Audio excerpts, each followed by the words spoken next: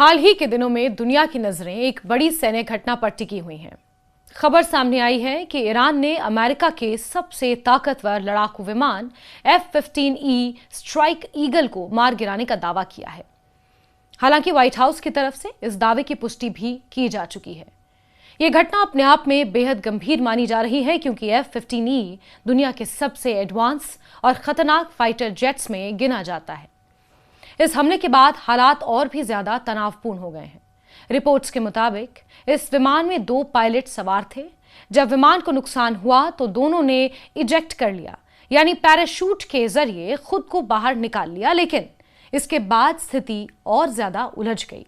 खबर आई है कि एक पायलट को रेस्क्यू कर लिया गया है, जबकि दूसरा अब भी लापता है।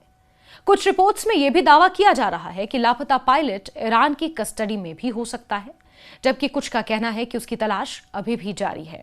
अमेरिकी मीडिया, खासकर एक्सियोस के हवाले से यह बताया गया है कि घटना की जानकारी राष्ट्रपति डोनाल्ड ट्रंप तक पहुंचा दी गई है। वहीं व्हाइट हाउस की प्रवक्ता कैरोलिन लेविट ने भी ये पुष्टि की है कि ईरान में अमेरिकी विमान के गिरने की घटना हुई है, यानी ये मामला अब सिर्फ अफवाह नहीं बल्कि आधिकारिक स्तर पर भी स्वीकार किया जा चुका है। ये एक बड़ा हादसा हुआ है।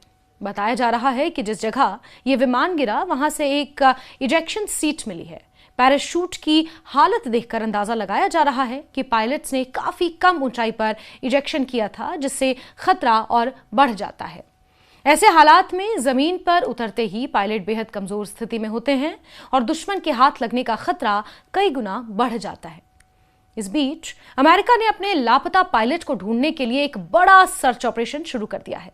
खबरों के मुताबिक F-35 जैसे advance fighter jets, MQ-9 drone, helicopter इस मिशन में लगे हुए हैं। इसके अलावा C-130 हरक्यूलीज जैसे बड़े एयरक्राफ्ट भी बेहद कम ऊंचाई पर उड़ते देखे जा सकते हैं, जो फ्लेयर्स छोड़ रहे हैं। माना जा रहा है कि यह पूरा ऑपरेशन लापता पायलट को ढूंढने और उसे सुरक्षित निकालने के लिए चलाया जा रहा है। तो वहीं दूसरी तरफ ईरान में इस घटना को लेकर अलग ही माहौल देखने को मिल रहा है।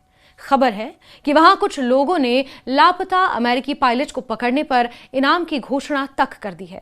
करीब $30,000 का इनाम रखा गया है।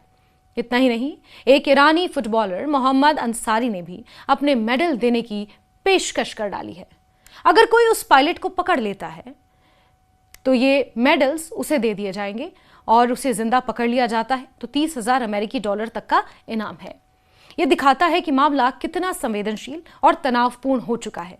यानी उस पायलट की गिरफ्तारी या फिर ईरान अगर उस पायलट को अपनी कस्टडी में लेता है तो उसके जरिए अमेरिका पर दबाव बनाना ईरान के लिए कितना आसान होगा। और इसीलिए कहा जा रहा है कि वो एक पायलट जो अभी लापता है वो ईरान के लिए तुरुप का इक्का साबित हो सकता है। अब सबसे बड़ा सवाल यही उठता है कि जब कोई पायलट दुश्मन की धरती पर गिर जाता है तो वो खुद कैसे बचता है? क्या वो सच में अदृश्य हो सकता है? इसका जवाब है हाँ, और इसके पीछे होती है बेहद खास ट्रेनिंग जिसे SERE कहा जाता है। SERE का मतलब है सर्वाइवल, इन्वेजन, रेजिस्टेंस और एस्केप। आसान भाषा में समझें तो जिंदा रहना, दुश्मन से बचना, पकड़े जाने पर मजबूत रहना और मौका मिलते ही भाग निकलना। ये एक स्पेशल ट्रेनिंग होती है। ये ट्रेनिंग इतनी कठिन होती है कि इससे दुनिया की सबसे टफ सैन्य ट्रेनिंग्स में गिना जाता है। जब कोई पायलट दुश्मन के इलाके में उतरता है तो सबसे पहले वो अपनी लोकेशन को छुपाने की कोशिश करता है ताकि उसे ट्रैक ना किया जा सके। उसे सिखाया जाता है कि खुले में ना रहें बल्कि पेड़ों, पहाड़ियों या किसी भी प्राकृतिक चीज का सहारा लेकर खुद को छुपाएं। वो अपने कपड़ों और आसपास की मिट्टी या पत्तों का इस्तेमाल करके खुद को इस तरह ढक लेता है कि ऊपर से देखने पर वो दिखाई ही ना दे, एक तरह का कैमोफ्लेज। पायलट को यह भी सिखाया जाता है कि दिन में ज्यादा मूवमेंट ना करें, क्योंकि दिन के समय दुश्मन की नजर आसानी से पकड़ सकती है। इसलिए वो अक्सर रात के समय ही एक जगह से दूसरी जगह जाता है। इसके अलावा वो किसी भी तरह का शोर करने से बचे ताकि उसकी मौजूदगी का पता ना चल सके। जब पायलट इजेक्ट करता है तो उसके पास एक खास डिवाइस होता है जिसे रेस्क्यू बीकन कहा जाता है।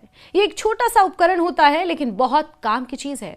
ये सैटेलाइट के जरिए उसकी लोकेशन उसकी सेना तक भेजता है, लेकिन इसे लगातार ऑन रखना खतरनाक भी हो सकता है क्योंकि दुश्मन भी इसे ट्रैक कर सकता है। इसलिए पायलट इसे बहुत सोच समझकर इस्तेमाल करते हैं।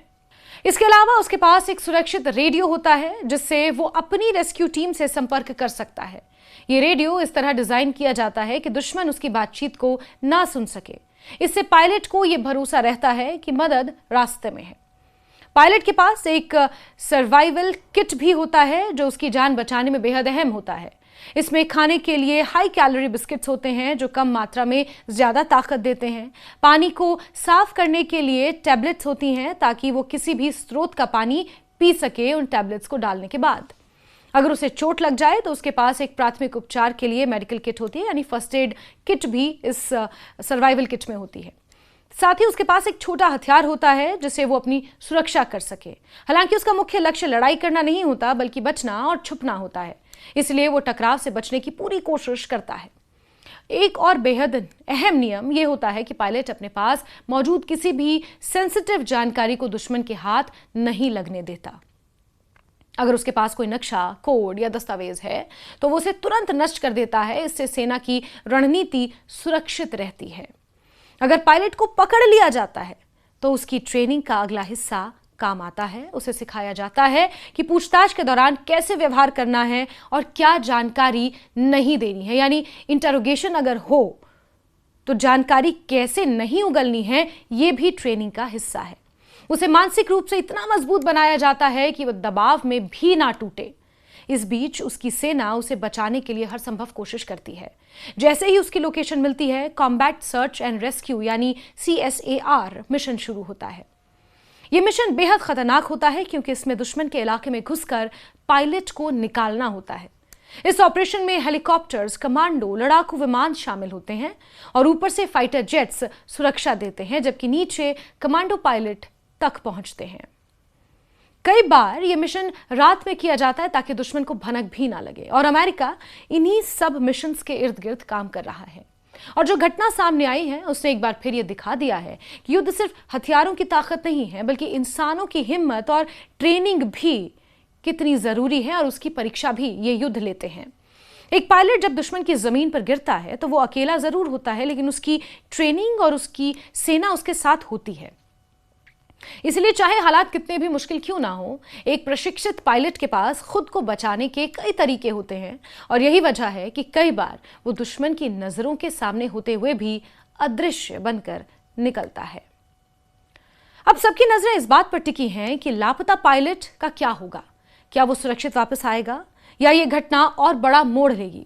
ये आने वाला समय ही बताएगा, लेकिन इतना जरूर है कि इस तरह की घटनाएं हमें ये समझाती हैं कि युद्ध के पीछे कितनी जटिल और खतरनाक दुनिया छिपी हुई है। और इस केस में अगर ये पायलट ईरान के हाथ लग जाता है तो इसे तुरुप का इक्का इसलिए कहा जा रहा है क्योंकि ये अमेरिका के ऊपर दबाव बनाने के लिए ईरान की रणनीति में एक अहम भूमिका अदा करेगा।